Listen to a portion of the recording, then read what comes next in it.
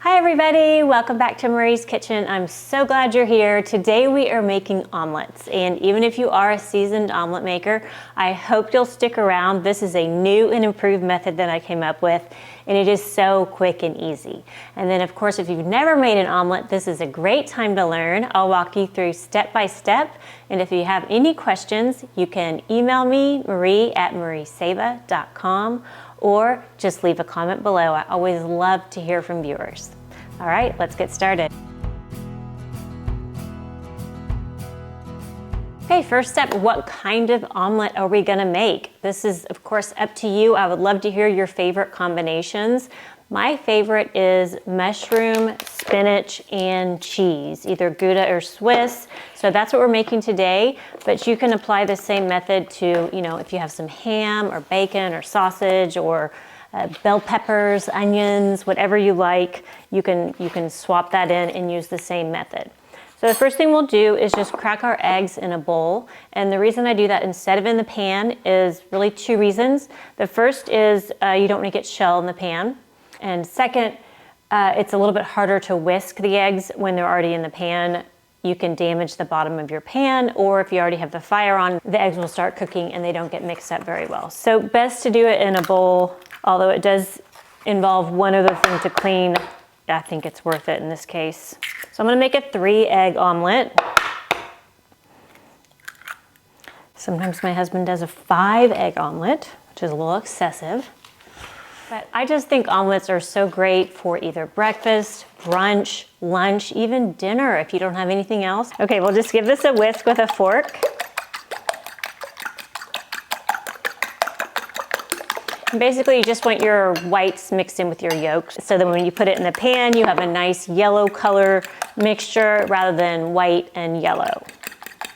Okay, now we can set this aside, and let's talk real quick about the spinach and mushrooms.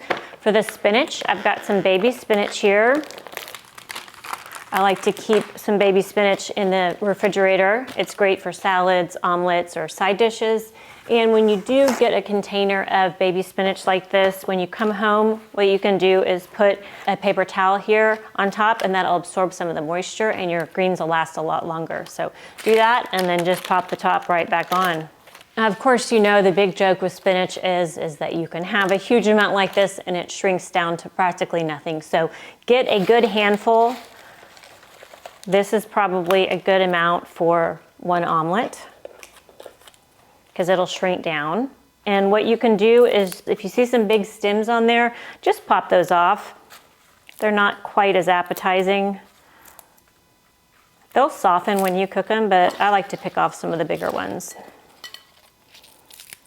Next up, we have mushrooms, and I just have a container here. When you buy them at the grocery store, always look and try to find some that are a nice pure white, not like real kind of wet or older looking, because those aren't gonna taste as good, they won't last as long. So I always get kind of picky when I'm picking out a box of mushrooms. And then what I'm doing here is, this is a damp paper towel, and you wanna just wipe the mushroom off.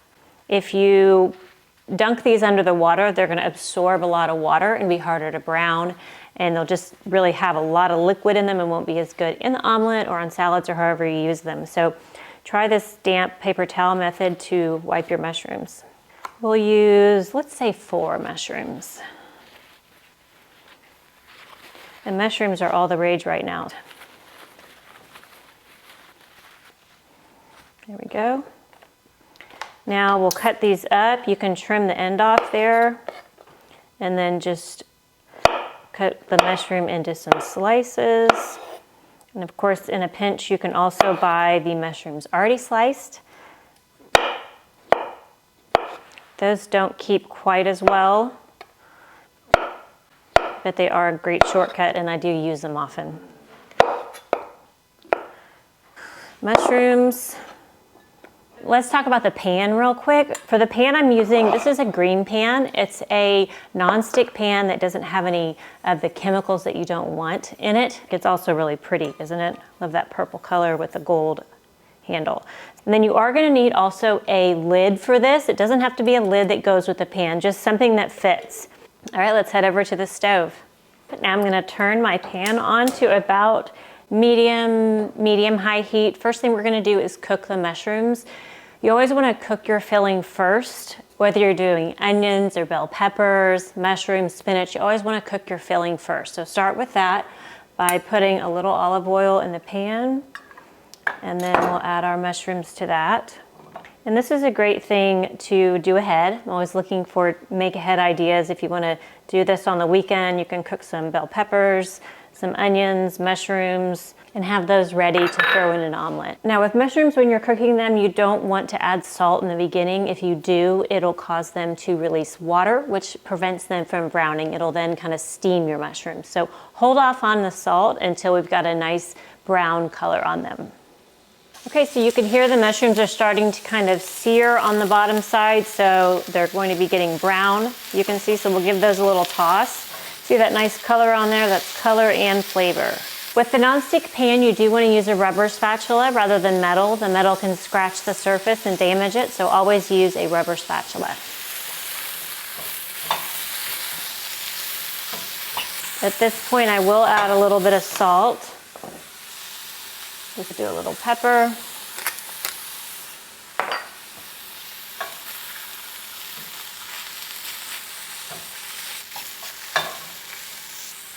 Okay, these mushrooms look good. We can move those over here. And then we can add a little bit of olive oil to the pan and add our spinach.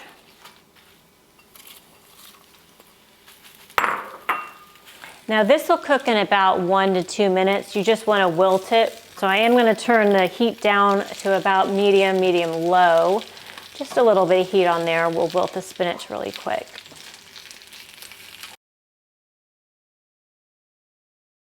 And to the spinach, we can add a little bit of salt as well, just a bit. A little goes a long way with spinach, so do not over season that.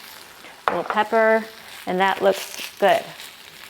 Just we have the wilted spinach there. I'll move that back in our bowl. You can see it did shrink down quite a bit. Okay, so we've got a hot pan here. I'm going to add a little pat of butter. You could use olive oil or whatever you prefer. The key is to have a nonstick pan. This isn't going to make that big of a difference, but it does add some flavor. But you really just have to have a nonstick pan to make an omelet, or possibly cast iron, which has its own version of nonstick. So we'll just move the butter around. We're not trying to brown it, just melt it there. And I've got the heat turned down to low. So we'll whisk our eggs a little bit more and then pour that right in. And again, it is on low at this point. It was a hot pan, but we turned it down. And that is part of this method. So what we're going to do now with the heat on low is take our lid and put that right on top of the eggs like that. And then we're going to let this cook for about 8 minutes. And what this is going to do is the lid is going to hold in the steam, which will cook the top of the omelet, and while the fire below is cooking the bottom. So you don't have to do any of the, the omelet technique where you lift it up and are constantly moving it around and trying to pour wet eggs underneath to cook it. So this is sort of a hands-free method if you're someone like me, a mom, where you're trying to kind of tend to so many things at once and just want to have something hands-free. You can set the timer for 7 or 8 minutes. I'll do that now. And when that goes off, we know it's ready to add the toppings. You don't have to constantly be thinking about it or focusing on it. So let that cook. And in the meantime, we can go grate our cheese. So for the cheese, I have a block of Gouda. I'm just going to grate that here with this hand grater, which I really love. It's easier to store and clean than the big box graters if you don't have one. And just as much cheese as you like. Looks like plenty. And of course, if you ever see any gadgets that you like that I'm using, just let me know and I can send you a link to the one that I have or some options. And real quick, I'll mention, the reason we have the fire on low is because we don't want to brown the eggs. If you brown the eggs or burn them, really bad flavor and smell. So you want to have the heat very, very low and then cook it in this method of steaming and cooking from the bottom where it cooks low and slow is what you're going for. No real browning of the eggs at all. Now for dinner tonight, we are making marinated flank steak, and I have that marinating here. And if you haven't tried this recipe, it is the very best steak marinade, I think. And this is on my channel if you want to check it out. It's also on my website. It's really easy, just a few ingredients, and it tastes great. With this, I think we're probably going to do an air fried potatoes. That recipe is also on my website. Okay, it looks like it has been about 8 minutes, so we can take a peek at our omelet here. You can see there that there's not much liquid there on top at all. The eggs are really nicely cooked. They're puffy and golden. There's no brown. They look really, really good. Now it is still raw in the center here, so we're not quite done. So what we're gonna do at this point is go ahead and add our filling. I'm gonna just add the spinach. It's easier with my hands here to spread it out. You can add your filling, and then we'll add the mushrooms. Sprinkle those on. Doesn't this look good? If you pack this and bring it with you to work or wherever you're going and then just heat that up, I mean, talk about a satisfying lunch that is so affordable too, and easy, and all the other things. Okay, so we've got our filling in there. Now we'll add our cheese right on top.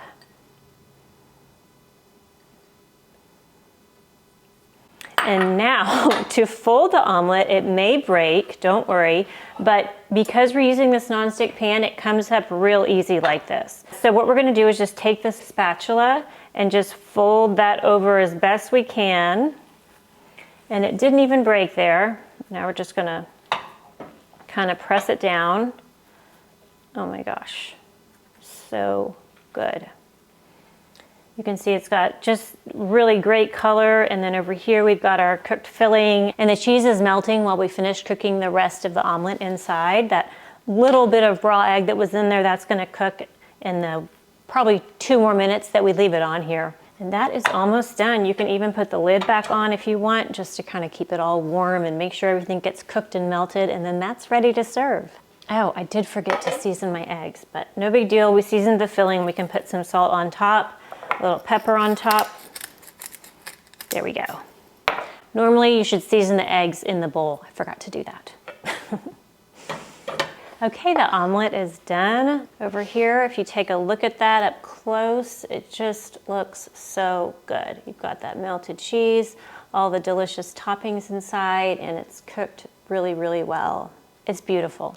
So now all we have to do is, because we have this nice nonstick pan and our rubber spatula, we just slide this off onto a plate, and there is a delicious omelet. Now I can't wait to finally try a bite. I've got some avocado, tomatoes. This looks so good. It's gonna be such a good lunch.